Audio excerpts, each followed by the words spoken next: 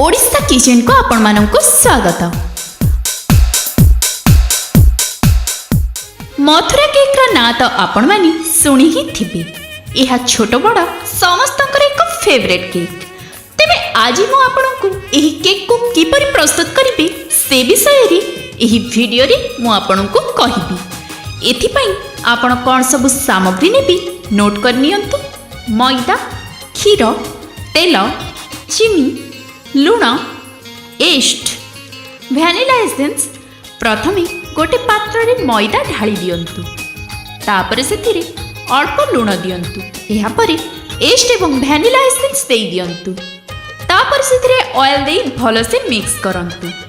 एहा परे सेथिरे अल्प अल्प क्षीर दे ताकु चकटी रखंतु। एहा परे तार गुळा प्रस्तुत करंतु।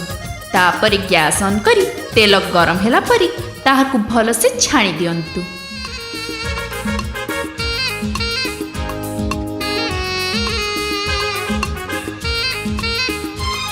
एहा परे ताकु एक पात्र रे काढी दियंतु एवं ता उपरे सुगर पाउडर दे आपणकर पिला मानंकु खाइबा पई दियंतु एवं आपण भी सपरिवार सहित एही मथुरा केक खाइबार आनंद नियंतु।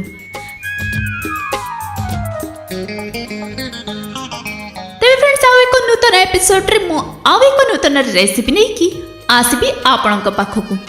जदि आपणको ई वीडियोटी भल लागि थाए आम ओडिशा किचन चैनल को लाइक शेयर सब्सक्राइब करने को आदौ भूलंतुनी।